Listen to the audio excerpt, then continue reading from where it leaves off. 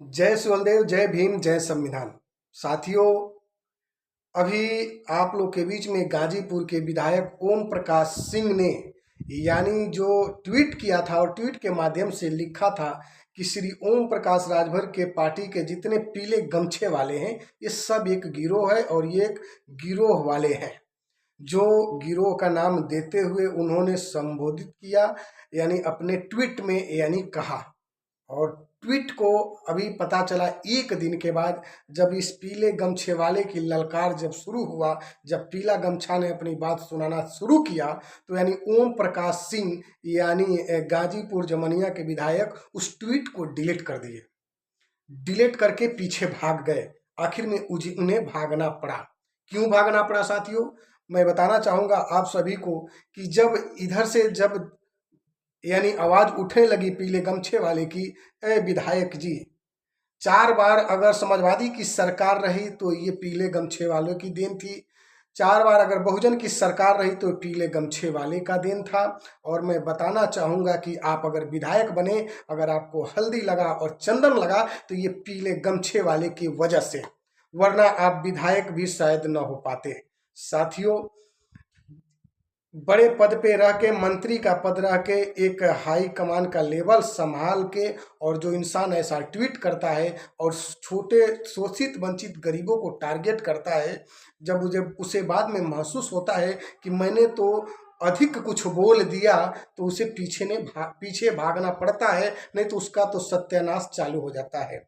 और जो पीले गमछे को टारगेट करते हैं उनके तो हम भैया सीधा बता देते हैं कि एकदम पीलिया हुई तालों के जान जी कहें कि पीला गमछा वाला कि चक्कर में पड़बल हो तो पीलिया पड़ जाई, अब पिल्लो पड़ जाई तो लो फिर बाद में लगबल हो इन्हें उन्हें सुई दवाई करावे।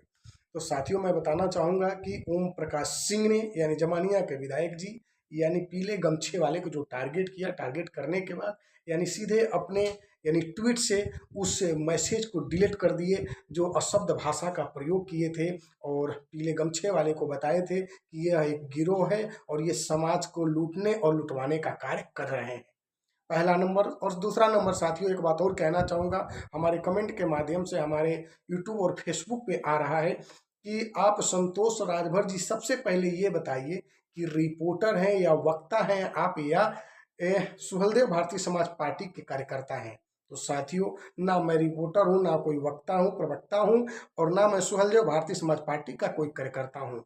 मैं एक सिर्फ सुहलदेव भारतीय समाज पार्टी के राष्ट्रीय अध्यक्ष माननीय ओम प्रकाश राजभर की नीतियों को देखते हुए सारे लोग जुड़े हैं, शोषित वंचित पिछड़ों से लोग, और जो उनकी मुद्दों की बात करते हैं, सड़क से सदन की बात करते हैं माननीय नेताजी, इसलिए उनकी नीतियों को देखते हुए जो हमारे समाज को भड़काने का कार्य करता है, इसलिए मैं इस समाज से जुड़ा हूँ और यानी समाज के साथ चल रहा हूँ। क्योंकि हमारा समाज इसके पहले बहुत अंधेरे में रहा और बहुत हम लूटे गए। हमारा हक हिस्सा और हमारे जैसे तमाम पिछड़ी ऐसी जातियां हैं कि जिसके हक हिस्सा लूट लिया गया, जो मिला नहीं। और माननीय नेताजी श्री ओम प्रकाश राजभर जी सड़क से लेकर सदन तक आवाज को उठाते हैं, जहां तक मांगने की कोशिश करते हैं और लोगों की मांग को पूरी कर रहे हैं। एक भाई साहब का सवाल आया था, दूसरा नंबर हो गया। तीसरा नंबर, एक कमेंट के माध्यम से एक मेरे यादव भाई का सवाल आया कि अभी ओम प्रकाश सिंह के तुम जानते नहीं हो।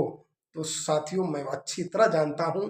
जितने बड़े लोग होते हैं खूंखार होते हैं और ये शोषित वंचित गरीबों को सताने वाले होते हैं, इसके अलावा और कुछ नहीं होते हैं। बस यही मुझे पता है। और कुछ ही ऐसे लोग होते हैं कि जो शायद उनके अंदर थोड़ा सा छोटों के प्रति मोह माया होता है।